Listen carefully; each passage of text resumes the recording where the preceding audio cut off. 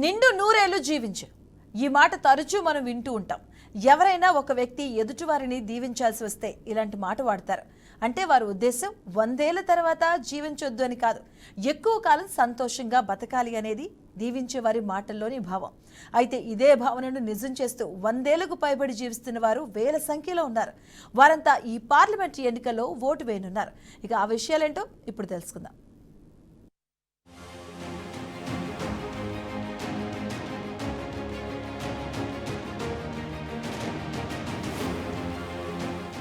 మన దేశంలో కుల, మత, లింగ, ప్రాంత, ధనిక, పేదలన్న తేడా లేకుండా అందరికీ సమానంగా ఓటు హక్కు కల్పించారు. నిబంధనల ప్రకారం 18 ఏళ్లు పైబడిన వారంతా ఓటర్లుగా తమ పేరు నమోదు చేసుకోవచ్చు. చట్టసభలకు, స్థానిక సంస్థలకు ప్రతినిధులను ఎన్నుకునే విషయంలో ఓటు వేయవచ్చు. అందుకోసం పోలింగ్ రోజున ఎన్నికల సంఘం నిర్దేశించే పోలింగ్ కేంద్రాలకు వెళ్లి ఓటు వేయాల్సి ఉంటుంది. ఎన్నికల విధుల్లో పాల్గొనే సిబ్బంది, దేశ రక్షణ కోసం సేవలందించే జవాన్ల విషయంలో మాత్రం పోలింగ్ కేంద్రాలకు వెళ్లకుండా పోస్టల్ బ్యాలెట్ వేయవచ్చు.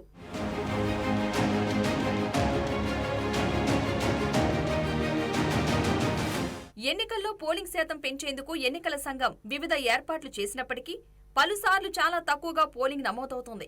అత్యవసర పరిస్థితుల కారణంగా బయటికి వెళ్లేవారు, అనారోగ్య సమస్యలతో ఆసుపత్రుల్లో ఉన్నవారు కొందరైతే, వృద్ధాప్యం కారణంగా ఓటు వేయాలని ఉన్నప్పటికీ పోలింగ్ కేంద్రాలకు వెళ్లలేని వారు మరికొందరు. అలాంటి వారి కోసం కొంతకాలంగా వాహనాలు ఏర్పాటు చేసి పోలింగ్ కేంద్రాలకు తరలించిన ఎన్నికల సంఘం ప్రస్తుతం వయసు పైబడిన వారు పోలింగ్ కేంద్రాలకు రాకుండా ఇంటి నుంచే ఓటు వేసే వెసులుబాటు కల్పించింది.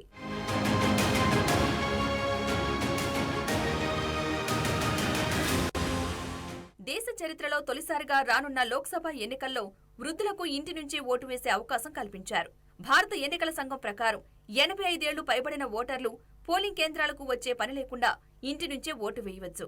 పంజాబ్లో ఇంటి నుంచి ఓటు వేసేందుకు అర్హులైన వారిలో 100 నుంచి 119 ఏళ్ల మధ్య వయసు ఉన్న ఓటర్లు 5,000 మందికి పైగా ఉన్నారు.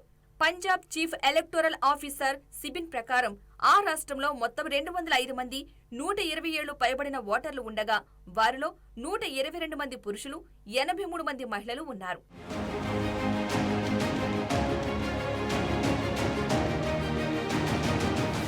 ఇక 100 నుంచి 119 ఏళ్ల మధ్య వయసు ఉన్నవారు మొత్తం 5,004 మంది ఉన్నారు.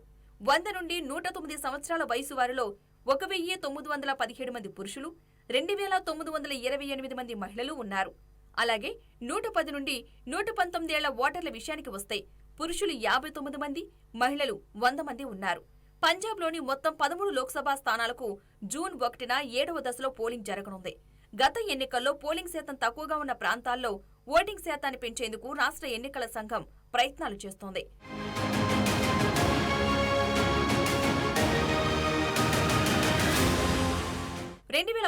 లోక్సభ ఎన్నికల్లో పంజాబ్లో ఓటింగ్ శాతం 65.96% నమోదైంది. ఈసారి 70% పైగా ఓటింగ్ను సాధించాలని లక్ష్యంగా పెట్టుకున్నట్లు ప్రధాన ఎన్నికల అధికారి తెలిపారు. అందులో భాగంగా 85 ఏళ్లకు పైబడిన వారికి ఇంటి నుంచే ఓటు వేసే అవకాశం కల్పించడంలో ఈ లెక్కలు తాజాగా వెలుగులోకి వచ్చాయి.